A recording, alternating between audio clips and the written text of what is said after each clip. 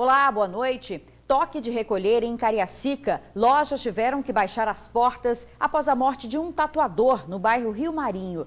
O homem teria sido morto durante um confronto com a polícia militar.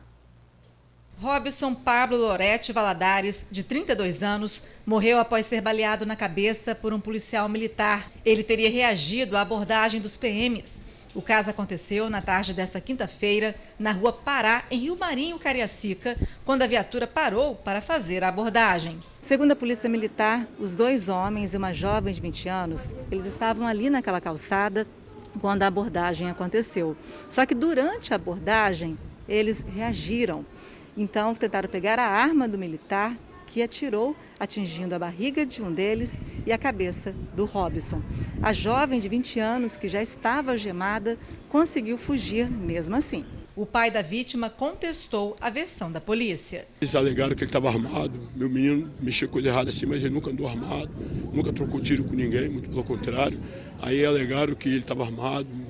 Aí alguns estão dando a versão que ele não estava armado, que ele estava subindo o morro. Quando prenderam a menina, aí partiram para cima dele para tentar forjar ele. Aí onde ele não aceitou, aí houve essa luta corporal, né? E para ele se defender, aí eles foram e fizeram essa baita covardia, que para mim isso foi uma covardia. Segundo familiares, Robson, conhecido como Betinho, trabalhava como tatuador e ajudante de pedreiro. De acordo com amigos, a jovem que fugiu tinha um relacionamento amoroso com a vítima e estava com as drogas.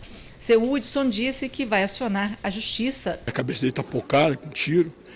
Então, na verdade, se dá um tiro na cabeça de uma pessoa, na verdade não é para conter a pessoa, é para matar. Então, querendo ou não, isso aí foi um assassinato.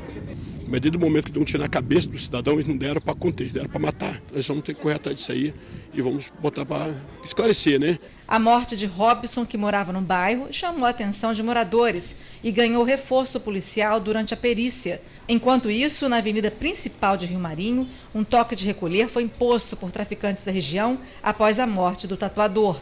Comerciantes foram obrigados a fechar as lojas. Várias viaturas da Polícia Militar realizaram um patrulhamento na região e 8 suspeitos de impor o toque de recolher foram detidos e encaminhados à delegacia de Cobilândia, em Vila Velha. Olha, a Polícia Militar afirmou que houve confronto e luta corporal e que drogas foram encontradas e uma arma apreendida durante a ação, mas não falou sobre a morte do suspeito. Mais de 200 policiais participaram hoje da 10ª fase da Operação Caim. 36 pessoas foram presas. Tá vendo todo esse material aí? É só uma parte do que foi apreendido pela Polícia Civil e outras forças de segurança durante a 10ª Operação Caim, que tem como objetivo cumprir mandados de prisão de homicidas e também envolvidos no tráfico de drogas no estado. Antes do balanço da operação, cabe destacar um fato que, coincidentemente, foi registrado na madrugada. O destaque dessa 10ª Operação Caim é que um dos alvos foi morto em Tararé. Segundo informações da polícia, esse homem tentou abusar da ex-mulher e acabou levando uma facada. Esse morto, sua residência era alvo de nossa operação. Na casa encontramos drogas e 2 testemunhas do crime. Antes mesmo que completasse 24 horas do crime, a Polícia Civil já entrega esse crime solucionado. A ex-companheira, a qual agiu em legítima defesa, desferiu um único golpe de faca, tendo comparecido à delegacia e confessado o crime e apresentado a versão. O crime aconteceu em Itararé, principal local de atuação dessa edição da operação. Até o helicóptero do Nota Air foi utilizado pela manhã na região e também no bairro da Penha. A delegada-geral da Polícia Civil divulgou o balanço da operação. Mais de 30 prisões aconteceram em todo o estado. Foram presos 36 criminosos, apreendidas 5 armas, a quantia em dinheiro aproximada de R$2.000. Durante a coletiva, os crimes que marcaram a capital nas últimas semanas, a chacina da Ilha do Américo e o ataque a um veículo com 2 mortes no centro, também foram assunto. O delegado do Departamento de Homicídios e Proteção à Pessoa de Vitória falou se existe alguma ligação entre eles. A investigação ainda precisa ser juntada a alguns pontos e assim que for comprovado. Se caso for comprovado, a gente não descarta nada, isso vai ser apresentado à sociedade. Olha, até o momento, 2 dos 5 suspeitos identificados da chacina já estão presos. 5 pessoas que teriam participado do tiroteio em Pinheiros, no norte do estado, foram presas. Você viu ontem aqui no TN2. Grupos criminosos rivais se enfrentaram nas ruas durante a madrugada da última quarta-feira. São muitos tiros disparados. A polícia já vinha monitorando os suspeitos e conseguiu fazer a prisão de 5 pessoas, sendo 2 menores. Uma casa que funcionava como esconderijo para armas e drogas foi descoberta. 2 pistolas, um revólver, uma espingarda, munições, entorpecentes e dinheiro foram apreendidos. Os suspeitos foram autuados em flagrante por tráfico, associação para o tráfico, porte ilegal de arma de fogo e corrupção de menores, mas as investigações continuam. Depois das imagens feitas no corredor do Hospital São Lucas superlotado, o governo afirma que já começou a resolver o problema. 80 leitos para cirurgias foram comprados em outro hospital para regularizar a situação dos pacientes. Esse é um dos corredores do Hospital de Urgência e Emergência que fica na capital do estado. O flagrante foi feito na noite desta quarta-feira. As imagens falam por si só, mas nós vamos pontuar. Pacientes em macas nos corredores sendo atendidos ali mesmo, às vezes sem um lençol, sem nenhuma estrutura. Para piorar, basicamente amontoados. Uma grande aglomeração que, com o coronavírus ainda por aí, não deveríamos ver em hipótese alguma, principalmente em um hospital. As imagens foram feitas por essa biomédica que veio acompanhar o marido que precisa de uma cirurgia. Ele não tem previsão para essa cirurgia, não tem previsão para ir para um quarto. Vai ficar ali no corredor. Você, assim, sofre junto com os pacientes, que aquilo não é lugar de uma pessoa ficar. A dona Maria também passou pela mesma situação, basicamente 24 horas esperando por atendimento em um corredor. Fazer o quê? Infelizmente, é o país que nós estamos vivendo. Hoje à tarde nós voltamos ao hospital. A movimentação um pouco mais tranquila, pelo menos do lado de fora.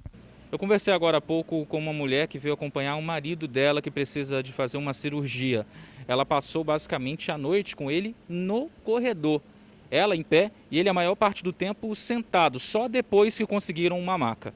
Agora ela saiu do hospital, está aqui aguardando porque ele entrou em cirurgia. Ela disse que pelo menos até o meio-dia a situação era um pouco melhor, mas ainda havia pacientes nos corredores aqui do Hospital de Urgência e Emergência.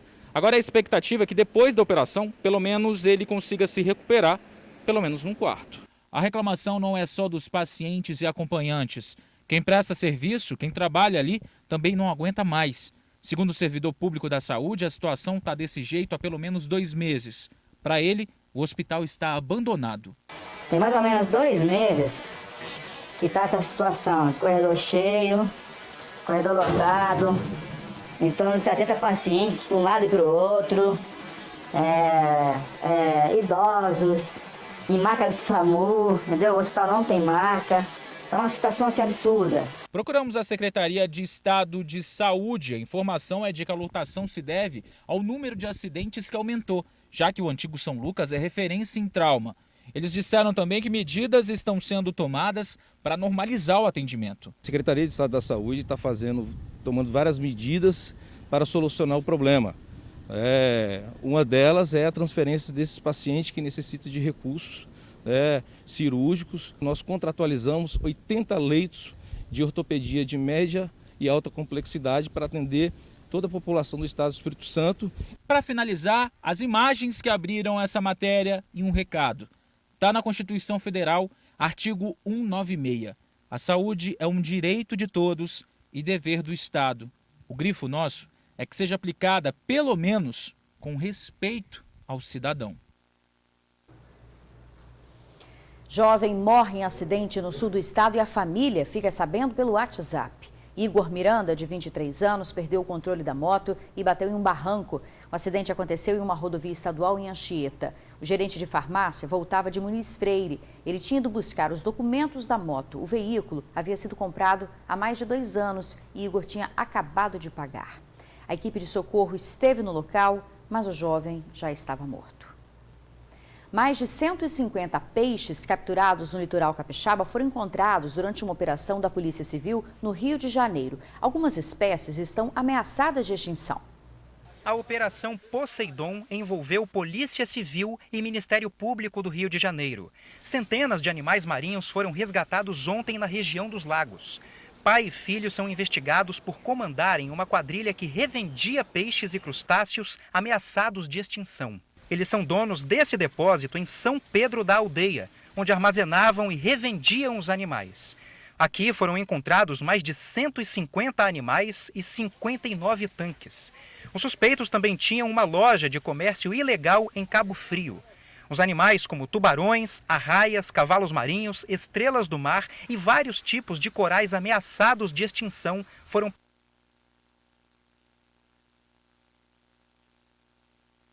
De acordo com as investigações, o esquema envolvia pescadores e revendedores de animais. As revendas eram feitas não só no Rio de Janeiro, mas em outros estados também, como São Paulo, Minas Gerais e Santa Catarina. Dentro da investigação ficou detectado que havia uma divisão de tarefas. São pescadores que atuam no Espírito Santo, são contratados para isso, mais precisamente na região de Marataízes. De lá, esses animais são transportados para a região dos lagos, no Rio, em São Pedro da Aldeia e Cabo Frio, e nos depósitos da região dos lagos, eles são vendidos para diversos estados do Brasil. Além do problema ao meio ambiente, depois de retirados do habitat natural, os animais não podem ser reintroduzidos. Os peixes e corais foram misturados nos tanques e por isso não podem voltar ao local de origem por causa do risco biológico ao bioma marinho. Em função disso, os animais apreendidos na operação foram levados para o Aquário do Rio, onde vão passar por uma espécie de quarentena e depois serão expostos ao público com o objetivo de servir à conscientização e educação ambiental. Olha, a pena para os envolvidos no crime pode chegar a 7 anos e meio de prisão. E a Prefeitura de Fundão exonerou funcionários presos por fraude. O secretário e o subsecretário de Obras da Prefeitura foram presos por supostas irregularidades e fraudes na contratação e execução de serviços para a pavimentação de vias rurais. Por cerca de 2 anos, teria ocorrido um aumento de 4.000% nos pagamentos e contratos entre a Prefeitura e a construtora investigada. O dono da construtora e o engenheiro também foram detidos. A seguir, as informações sobre o coronavírus e os candidatos à Prefeitura de Linhares. Agora, imagens ao vivo do trânsito ali na Leitão da Silva, a gente já volta. Estamos de volta, agora vamos atualizar os casos de coronavírus aqui no estado. Segundo a atualização do painel Covid, em 24 horas, 11 pessoas perderam a vida e foram registrados 740 novos casos. Vamos ver, portanto, os números gerais. Temos 137.330 casos confirmados, 3.628 óbitos e o número de curados é de 126.624. De ontem para hoje, 821 pessoas foram curadas da Covid-19. O subsecretário de Vigilância em Saúde falou em que momento nós estamos na pandemia.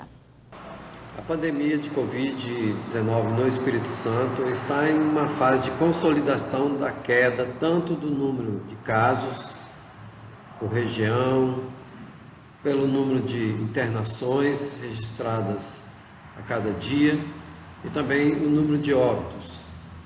A nossa taxa de transmissão, nesta semana, ela tem um patamar abaixo de 1 para o Espírito Santo e também para a Grande Vitória e para o interior do estado. Cumprir as regras estabelecidas para convívio em sociedade, frequentar algumas atividades, requer de todos nós disciplina. Olha, uma carreta está auxiliando profissionais da saúde no inquérito sorológico. Em Cariacica, onde uma escola está em reforma, profissionais da educação e alunos serão testados na unidade móvel. No total, 86 escolas em 13 municípios vão participar dos testes voltados para a educação. Esse caminhão-baú, na verdade, é uma unidade de saúde móvel para promover testes de coronavírus.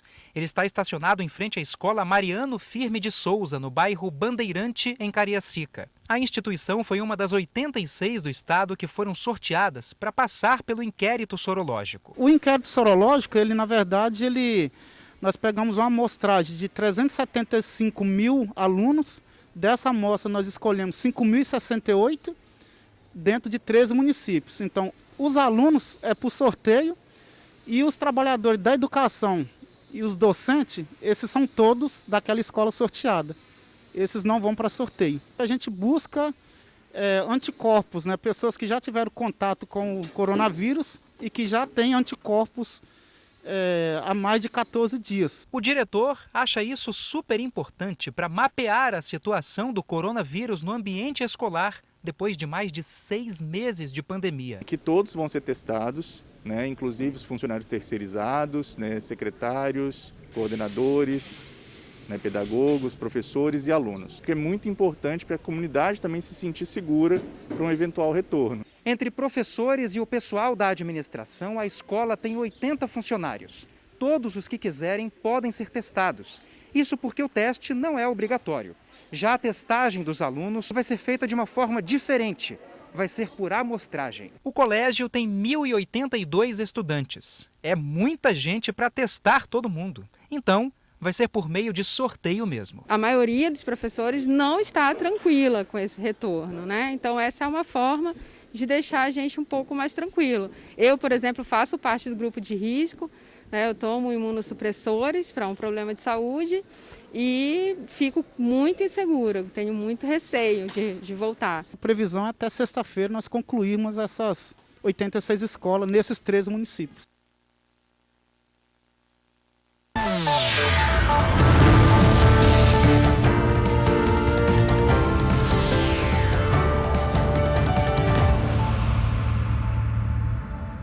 Eleições 2020. Hoje nós vamos divulgar os candidatos à Prefeitura de Linhares, no norte do estado.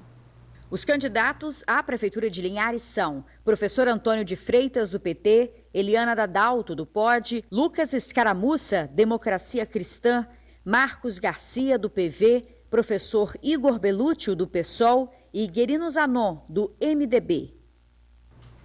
Lembrando que a votação no primeiro turno para prefeitos e vereadores acontece no dia 15 de novembro. A seguir, chuva de granizo assusta moradores no norte do estado. Agora imagens ao vivo para você do trânsito ali na Reta da Penha, a gente já volta. Voltou a chover granizo no estado. Em Mantenópolis, norte capixaba, moradores ficaram assustados com as pedras de gelo. Junto com a chuva, teve ventania. A Defesa Civil da cidade foi acionada depois que casas foram destelhadas no interior do município. Queda de árvores também foram registradas. E olha só como ficou a situação em Itarana. O gramado ficou coberto de gelo. A chuva foi na sede do município e também em algumas localidades do interior. A Defesa Civil percorre as áreas afetadas para verificar, se houve algum tipo de prejuízo. E tem alerta, gente, de chuva intensa aqui no estado até meia-noite, viu? O aviso foi emitido pelo Instituto Nacional de Meteorologia. Bom, a gente encerra o TN2 de hoje. Muito obrigada pela sua companhia, uma boa noite e até amanhã.